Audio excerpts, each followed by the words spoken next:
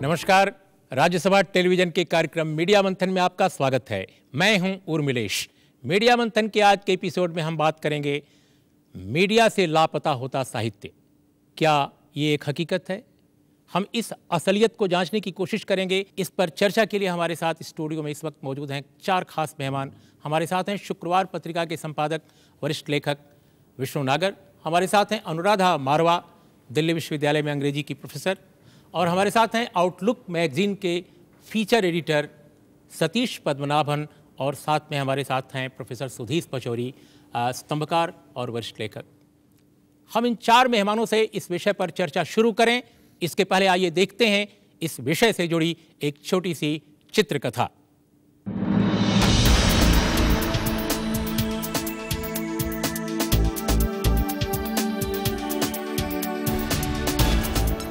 Media के विस्तार को अगर मीडिया की तरक्की मान लें तो निश्चित तौर पर इसे काफी अंक मिलेंगे, चाहे मामला रेडियो का हो, अखबार का या फिर टीवी चैनल का।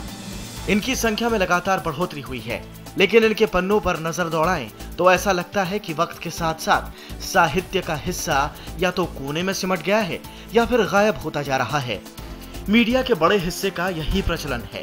खासकर निजी टीवी चैनलों की अब साहित्य में कोई रुचि नहीं रह गई। इस मामले में पब्लिक ब्रॉडकास्टर्स ही ऐसा है जिनके अलग अलग चैनलों और केंद्रों पर साहित्य को जगह मिलती है। अंग्रेजी और हिंदी के कुछ एक अखबार में छप रहे साहित्य की पड़ताल करें तो यह जाहिर होता है कि अंग्रेजी के अखबार में अंग्रेजी साहित्य और हिंदी के अखबार हिंदी साहित्य पर ही सामग्रियां छापते हैं। इस तरह अन्य भारतीय भाषाओं के साहित्य को अगर मुख्य धारा के मीडिया में तराशा जाए तो मुश्किल चुनौती खड़ी हो जाएगी। हिंदी और अंग्रेजी अखबारों में बांग्ला, उड़िया, कन्नड़ या फिर मराठी साहित्य की चर्चा क्यों नहीं होती है? साहित्य को क्यों भाषाई खांचे में बांट दिया गया? देश में संघीय ढांचे की जो अवधारणा है उसके मुताबिक तो भाषाई आवाजाही तेज होनी चाहिए। साहित्य के मामले में पाठकों, श्रोताओं या दर्शकों के सामने दोहरी मुश्किल खड़ी है।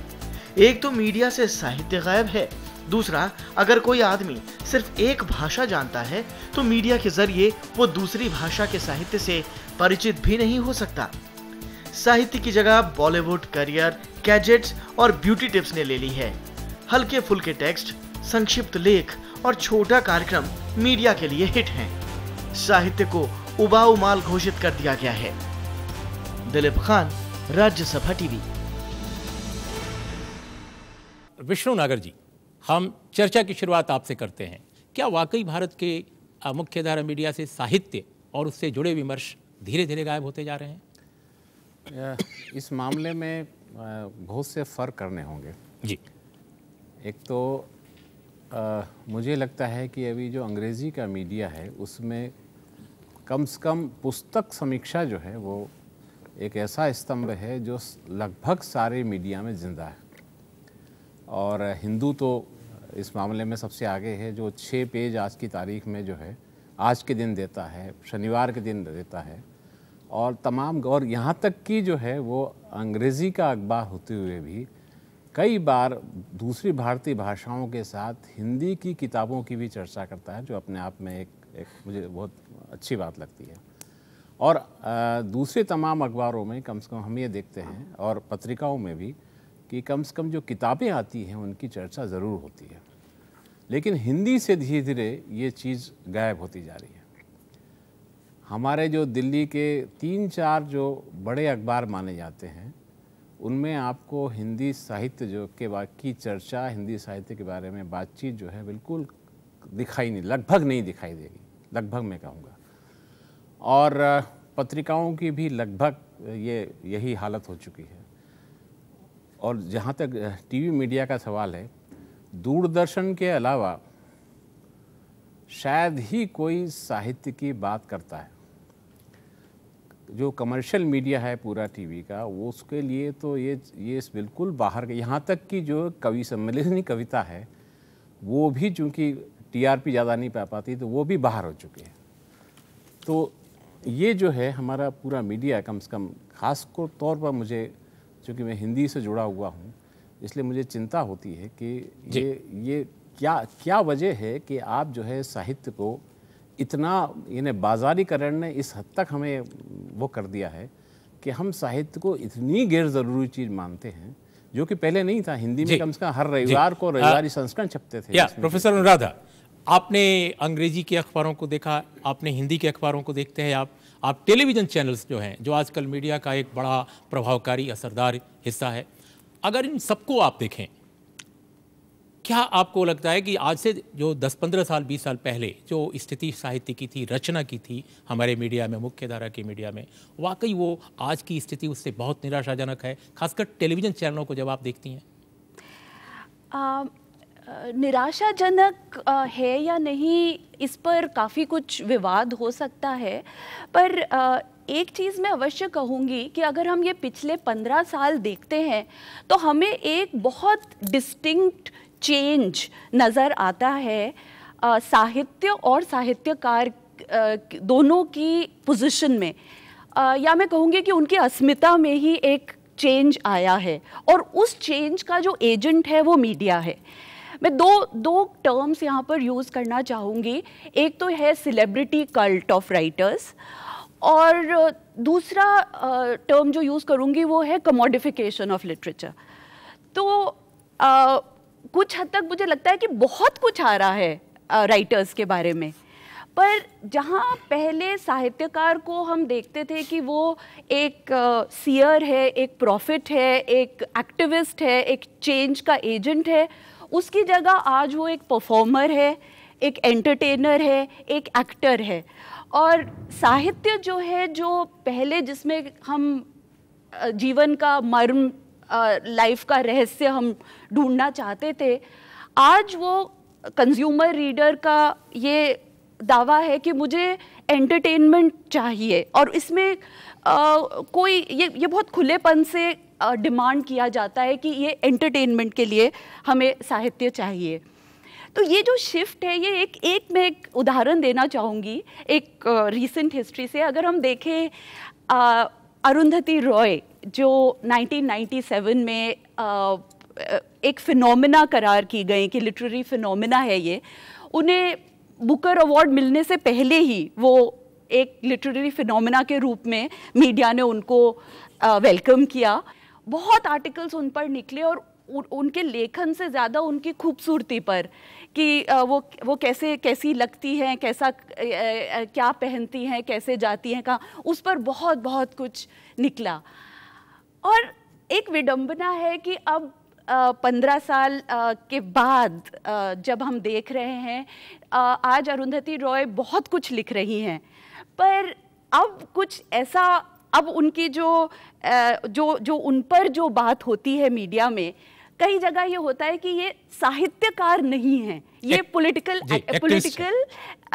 एक एसेइस्ट हैं, या और जैसे आउटलुक में बड़े लेटर्स आते हैं कि इनको ये सब क्यों बोल रही है, ये इनको तो कहानी लिखनी चाहिए। तो ये दिखाता है कि साहित्य पहले किससे एसोसिएट होता था और अब किससे एसोसिएट होता है। अनुराध, हम फिर आएंगे आप लोगों के पास। हमारे साथ इस वक्त हैदराबाद से जुड़े हैं वहाँ के वरिष्ठ लेखक और संपादक अशोक टंकशाला। अशोक, यहाँ स्टूडियो में हमारे मेहमान खासकर विष्णु नागर और प्रोफेसर अनुराधा मारवाह कह रहे हैं कि साहित्य में जो रचना में जो विमर्श है, जो बहस है, जो स्थितियाँ हैं, उनका रिफ्लेक्शन जो हमारा मुख्य धारा का मेन स्ट्रीम मीडिया है उसमें नहीं आ रहा है, और अगर आ रहा है, खासकर जो अनुराधा ने कहा, तो उन्हीं लेखकों, उन्हीं रचनाओं के कॉन्टेक्स्ट में आ रहा है जिनको एक सेलिब्रिटी के रूप में मीडिया उछालता है, और उनके अंदर का जो चिंतन है, जो दर्शन है, जो मूल्य है, जो विचार है, वो गायब है। दक्षिण में क्या स्थिति आप पाते हैं, खासकर तेलुगु में? उर्मिला जी, आप सभी को ये बात सुनकर खुश होगी कि यहाँ का स्थिति, पूरा दक्षिण भारत का स्थिति एकदम अलग है, क्योंकि यहाँ लिटरेचर प्रोड्यूस करना या पब्लिश करना, ये दोनों भी सोशल मूवमेंट्स से जुड़े हुए हैं। इधर अलग अलग सोशल सेगमेंट्स जो हैं, पीजेंट्स हो, वीमेन हो, दलित हो, और रिफॉर्म मूवमेंट्स हो, आइडियोलॉजिकल मूवमेंट्स हो, और ये सभी जो है अपने अपने मूवमेंट चला रहे हैं, और ये सभी कम्युनिटीज और सेक्शन से राइटर्स बहुत आ रहे हैं। वो पोएट्स हैं, कहानीकार है और उपन्यास लिखते हैं, क्रिटिक लिखते हैं। अशोक, मैं आपको माफ कीजिएगा, हस्तक्षेप कर रहा हूं बीच में। मैं ये जानना चाहता हूं, जैसे आपके यहाँ पी सुब्बारमैया हैं, अल्लम नारायण हैं, जुपाका सुभद्रा हैं, वरवर राव साहब हैं, शिवा रेड्डी हैं, बोलगा हैं, इस तरह के जो रचनाकार, तेलुगु के जो गंभीर रचनाकार हैं, वो अलग अलग शेड्स उनमें मिलते हैं, अलग अलग स्ट्रीम से वो जुड़े हो सकते हैं। लेकिन क्या जो मुख्य धारा का मीडिया है, वहाँ का टीवी चैनल्स हैं और वहाँ के बड़े अखबार हैं, इन रचनाकारों को, इनकी रचनाओं को कितना महत्व देते हैं, नंबर एक, और उन पर क्या कोई बहस है पुस्तक समीक्षा के तौर पे या उनके रचना कर्म को लेकर? टीवी पे तो इनके लिए जगह नहीं है, मगर प्रिंट मीडिया जो है, सभी प्रिंट मीडिया बड़े और छोटे, हर अखबार में आप देख सकते हैं इनका राइटिंग, सभी सेक्शंस के राइटिंग को हर हफ्ता संडे मैगजीन छोड़कर भी डेली पेजेस में भी इनको जगह देते हैं।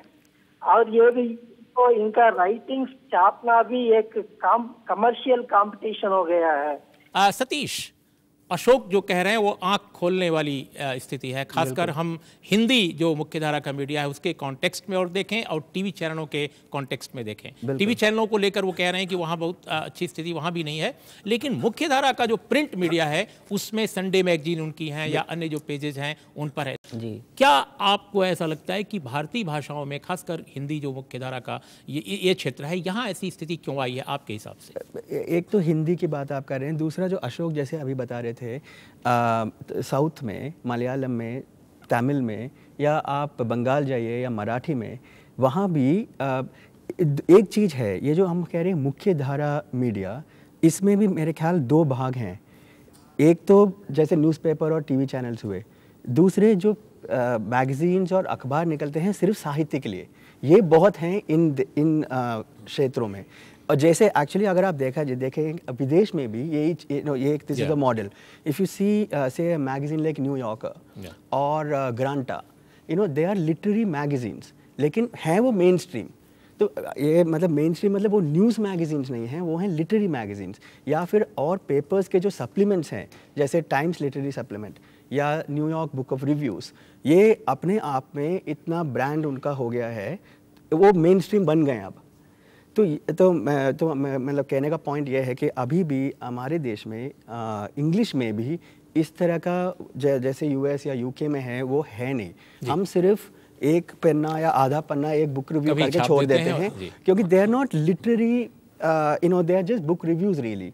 वो ये नहीं कि जैसे लेखकों के साथ इंटरव्यूज़, उनके लेख या फिर नए प्राइमरी वर्क, ये अभी भी हम इंग्लिश में भी हम बहुत कम देख पाते हैं। हाँ, ये सही है कि बुक रिव्यूज़ हैं, लेकिन वो they only go to that extent, they are not really literary. लेकिन अनुराधा की बात से आप कितना सहमत हैं कि एक अजीब तरह का कल्ट, सेलिब्रिटी कल्ट वाली बात? देखिए, कल्ट आप सेलिब्रिटी लें या किसी भी आप एरिया में आजकल आप लें, कल्ट तो है। और ये जो हम ये टाइम्स लिटरेरी सप्लीमेंट या बाकी हम बात कर रहे हैं, वो जगह वो तो रहेगा ही। जैसे एक सलमान रुश्दी के he is a celebrity writer, तो वो जिस पार्टी में जाते हैं, क्या खाते हैं, क्या पीते हैं, वो एक है, चलिए वो मान लीजिए, मतलब वो रहेगा ही। लेकिन उसके अलावा और भी होना चाहिए लेखकों के बारे में, कि उनका मुख्य जो काम है वो क्या लिख रहे हैं, वो तो पता लगे लोगों को। सुधीर जी, आप अब तक की जो सामने चर्चा आई है उसको किस रूप में आप देख रहे हैं और आपकी क्या ओपिनियन है, आप क्या सोचते हैं इस बारे में? काफ़ी मुद्दे उठा दिए हैं मित्रों ने, लेकिन मैं ये कहूँगा कि जनसत्ता आज भी रविवार के दिन साहित्य का एक बड़ा अंश देता है, समीक्षाएं भी देता है, और तमाम अखबारों में वो धीरे धीरे लुप्त हुआ है, लेकिन कभी कभी उनमें चीज़ें आ जाती हैं। छोटे छोटे अब रिव्यू होने लगे हैं, स्पेस की बहुत क्रंच है, और उसका कारण वही है कि मीडिया ने एक पूरा पैराडाइम शिफ्ट हुआ है पिछले 20 साल में, जो वो कॉमर्शियलाइज हुआ है, जो निजीकरण हुआ है मीडिया का, उसके मुकाबले जो सरकारी या जिसे कहते हैं पब्लिक ब्रॉडकास्टर है, वो आज भी साहित्य को उतनी जगह देता है जितनी ज़रूरी है। देखना ये चाहिए कि जैसे हर चीज़ का ख़रीदार तय कर रहा है कि वो चीज़ है कि नहीं जी, मीडिया में ये जो स्लॉट है कि कौन है इसका कंज्यूमर लिटरेचर का, क्या वो एक अलग विशिष्ट समाज है जो इन चीज़ों को ठीक उसी तरह से खाना पीना चाहता है जैसे कि कोई एक चीज़ खाई जाती है? ये कंज्यूमर ड्यूरेबल ही नहीं है जी, ये जो साहित्य है, बल्कि ये लंबे समय तक रहता है। तो इस मानी में ये आज भी जिंदा है। जनसत्ता जैसा अखबार आज भी बड़ा रिगर है उसके अंदर। अच्छा, अंग्रेजी की बात बिल्कुल अलग है। अंग्रेजी में एक अलग ऐसा शौकिया समाज है जो पढ़ा लिखा दिखने के लिए और पढ़ा लिखा होने के लिए थोड़ी चीज़ें समझता है, जानता है। और अब चेतन भगत जी, या रश्दी, ये वे हैं जो अक्सर विवादों के जरिए हमारे सामने आते रहते हैं। हिंदी में लेखकों को भी इस बड़े मीडिया के पैराडाइम को बदलने में, जैसे एक ज़माने में सरस्वती पत्रिका निकलती थी, बड़े लेखक बने उससे, हंस निकलती थी, बड़े लेखक बने उनसे, तमाम लोग। लेखक ने अपना भी एटीट्यूड अपनी रचना के प्रति, अपने समाज के प्रति नहीं बदला है। कम से कम हिंदी में ये घटना नहीं हुई है कि वो अभी भी लिटरेचर को एक पर्सनल एक्टिविटी के तौर पे लेता है। लेकिन इसमें एक बात जोड़ना चाहेंगे कि जो टेलीविजन चैनलों का हमारे हिंदी में इतना विस्तार हुआ है, अंग्रेजी के किसी भी चैनल से ज़्यादा व्यूअरशिप हिंदी के चैनलों में है, तो इतनी टीआरपी भी उनकी है, खासकर कुछ जो बड़े चैनल हैं, वहाँ साहित्य बिल्कुल देखिए मैं जी, हिंदी समाज, तमिल समाज या बंगला समाज या तेलुगु समाज से थोड़ा भिन्न है जी। एक तो अभी इसकी अपनी एक मुश्त पहचान कि ये एक समाज है, अनेक समाज है। जैसे दलित साहित्य है, आज दलित साहित्य हिंदी में सबसे ज़्यादा बिकता है। और जो महिला साहित्य चैनलों पर नहीं दिखता, सुन लीजिए, वो इसलिए नहीं दिखता है क्योंकि अभी उसका कोई कॉमर्शियल स्पॉन्सर नहीं है। हमारे हिंदी के पब्लिशर्स गोष्ठियां करके गोष्ठियों को रिपोर्ट तो करा लेते हैं और इसी तरह से उसी को कहते हैं कि ये चीज़ एडवर्टाइज हो गई। लेकिन यहाँ आकर के, रेडियो में आकर के, एफएम में आकर के अगर वो छोटे छोटे स्लॉट खरीदें और साहित्य को लेकर के अपनी तरफ से स्पॉन्सरशिप दें, तो निश्चित रूप से एक ऐसी अंतरक्रिया होगी जिसमें यह बढ़ेगा। हम इस चर्चा को और जारी रखेंगे, अन्य मुद्दे भी उठाएंगे एक अंतराल के बाद। विष्णु जी, लगभग सभी मान रहे हैं आप सभी लोग कि जो पब्लिक ब्रॉडकास्टर्स हैं, आकाशवाणी को उसमें बहुत अहमियत दी जानी चाहिए।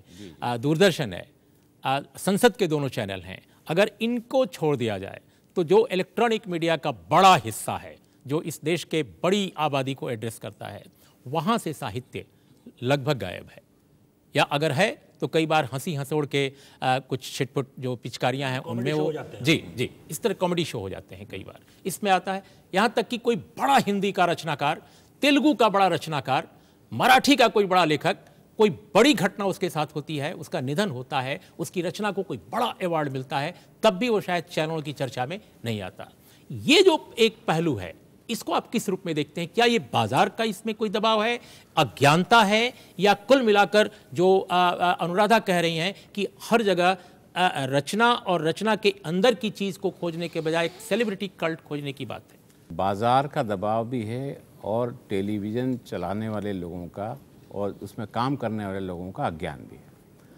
बाजार का दबाव इस रूप में है कि हर जगह जो है आज की तारीख में सफलता, और वो भी आर्थिक सफलता, वो एक बहुत बड़ा पैमाना हो गई है। अगर किसी हिंदी के लेखक को 1 करोड़ रुपया जो है अपनी रॉयल्टी से मिले या उसको एडवांस मिले, तो सारा मीडिया जो है, अंग्रेज़ी हिंदी मीडिया सब जो है उसकी तारीफ में कसीदे काटेंगे। लेकिन आप जानते हैं कि हिंदी में ये स्थिति जो है अगले 20 सालों में भी कम से कम आती हुई दिखाई नहीं दे रही है। तो जब सफलता का पैमाना जो है आपकी जो है आर्थिक सफलता है, और जो हिंदी में आज की तारीख में बिल्कुल नहीं है, तो एक ये वजह है कि आप चूँकि जो कल्चर है जिसमें हम रहते हैं, वो अंग्रेज़ी और हिंदी का मीडिया जो है एक ही तरह से डील करता है जी। और दूसरी बात ये है कि जहाँ तक मैं भी एक कमर्शियल मीडिया से इतने सालों से जुड़ा रहा हूँ, और मैं जानता हूँ कि हम दो बार जो पिछले 2 सालों से अपनी पत्रिका की वार्षिकी निकाल रहे हैं, जो हाथों हाथ बिक जाती है। हम जो है अपने तमाम नियमित अंकों में कविताएं, कहानियाँ, व्यंग, तमाम पुस्तक समीक्षा छापते हैं, और उस पर जितना रिस्पांस जो है, जितना रिस्पांस जो है पत्रकारों को मिलता है, उससे अधिक रिस्पांस जो है लोगों को मिलता है। तो ऐसा नहीं है कि समाज जो है पढ़ना नहीं चाहता अच्छा, या समाज रिस्पॉन्ड नहीं करता है। बिल्कुल। और अनुराधा, ये बात विष्णु जी की ये बात सही है कि जो अब जैसे उनके जो विशेषांक की बात है साहित्य, वाकई इस तरह की चीज़ों को काफ़ी पसंद किया जाता है हिंदी में। अभी हमने देखा कि पंजाबी में एक बड़े प्रोफेसर ने, बड़े लेखक ने, डॉक्टर सुरजीत हंस, उन्होंने शेक्सपियर के संपूर्ण साहित्य को पंजाबी में उसको ट्रांसलेट किया।